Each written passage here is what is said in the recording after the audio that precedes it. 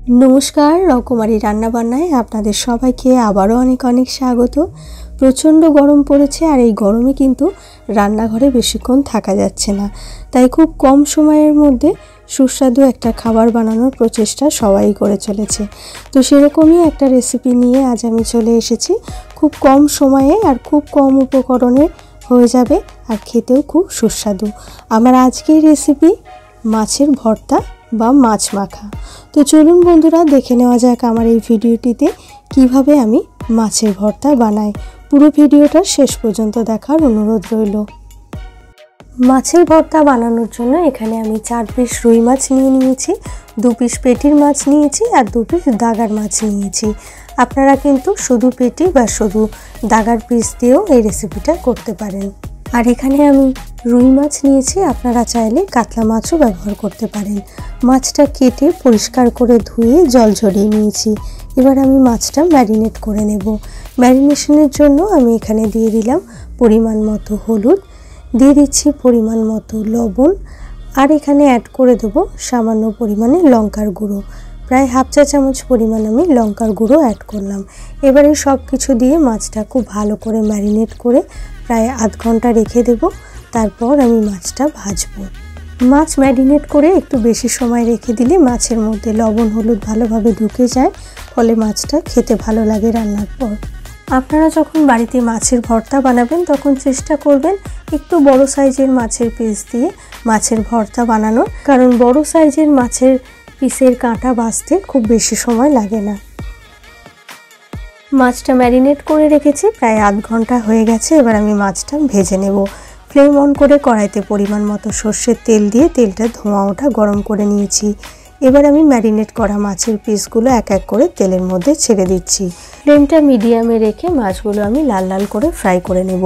এই রেসিপির জন্য মাছটা লাল করেই ফ্রাই করতে হবে।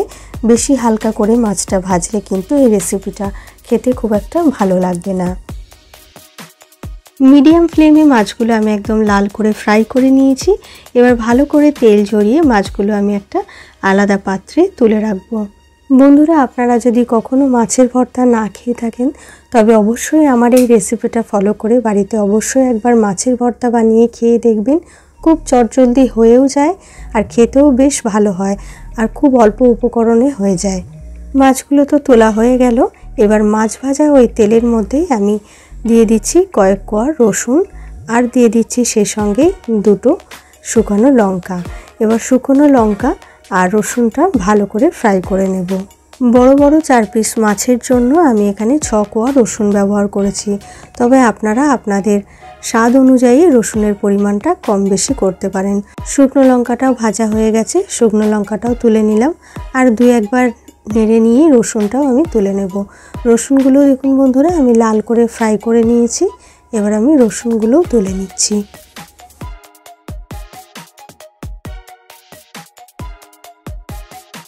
মাছটা ভাজার পর খুব ভালো করে ঠান্ডা করে নিয়েছি। এবার আমি মাছের পিসগুলো ভালো করে কাঁটা ছাড়িয়ে নিচ্ছি।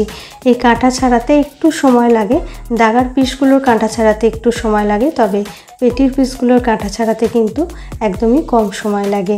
তো আপনারা যদি এই কাঁটা ছাড়ানোর ব্যাপারটা অ্যাভয়েড করতে চান, যদি এটা বিরক্ত লাগে করতে, তাহলে আপনারা সব পিসগুলোই পেটির পিস নেবেন। পেটির পিস দিয়ে মাছের ভর্তাটা বানাবেন। সমস্ত মাছের পিসের কাঁটাগুলো খুব ভালো করে ছাড়িয়ে নিই, তারপর আমি ফিরে আসছি।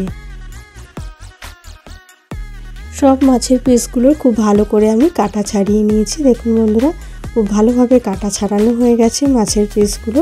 এবার আমি মাছটা ভালো করে মাখিয়ে নেব। আগে থেকে ভেজে নেওয়া রসুনটা আমি একটু হাত দিয়ে ভেঙে ভেঙে দিচ্ছি। খুব বেশি মিহি করে ভাঙার দরকার নেই, একবার চেপে ভেঙে দিলেই হবে। মাছের ভর্তাটা খাওয়ার সময় এই ভাজা রসুনটা মাঝে মধ্যে মুখে পড়লে স্বাদটা খুব ভালো লাগে, সেই জন্য আমি একটু গোটা গোটায় রাখলাম। একবার শুধু হাত দিয়ে চেপে একটু ভেঙে দিলাম। এবার আমি লঙ্কাগুলোও ভালো করে গুঁড়িয়ে নিচ্ছি। 2টো লঙ্কাই দেবো না, আমি 1.5খানা লঙ্কা দিলাম, কারণ মাছটা ম্যারিনেট করার সময়ও আমি হাফ চা চামচ পরিমাণ লঙ্কার গুঁড়ো দিয়ে মাছটা ম্যারিনেট করেছিলাম। তো ঝালটা যদি বেশি হয়ে যায় সেই জন্য আমি 2টো লঙ্কা দিলাম না, 1.5খানা লঙ্কা অ্যাড করলাম। এবার এখানে আমি অ্যাড করে দিলাম পেঁয়াজ কুচি। এখানে আমি একটা মিডিয়াম সাইজের পেঁয়াজ মিহি করে কুচিয়ে রেখেছিলাম, সেটা এখানে অ্যাড করলাম। এবার খুব ভালো করে হাত দিয়ে চেপে চেপে মাছটা সমস্ত উপকরণের সঙ্গে মাখিয়ে নিতে হবে। এই মাখার কাজটা খুব ভালোভাবে করতে হবে। এই মাখার কাজটা যত ভালোভাবে করবেন মাছের ভর্তার টেস্টটা তত ভালো হবে। দেখুন বন্ধুরা, এরকমভাবে আঙুল দিয়ে চেপে চেপে মাছটাকে মেখে একদম মিহি করে ফেলতে হবে। মাছটাকে এরকম চেপে চেপে যত মেখে মিহি করতে পারবেন তত কিন্তু মাছের ভর্তার স্বাদটা ভালো আসবে। দুপুরের মেনুতে যদি মাছের ভর্তার এই রেসিপিটা আপনারা রাখতে পারেন তাহলে কিন্তু এক থালা গরম গরম ভাত নিমেষেই শেষ হয়ে যাবে। দেখুন বন্ধুরা, আমি কত ভালো করে মেখে নিয়েছি, মাছটা একদম মিহি করে মাখা হয়ে গেছে। রেডি হয়ে গেছে আমার মাছের ভর্তা বা মাছ মাখা।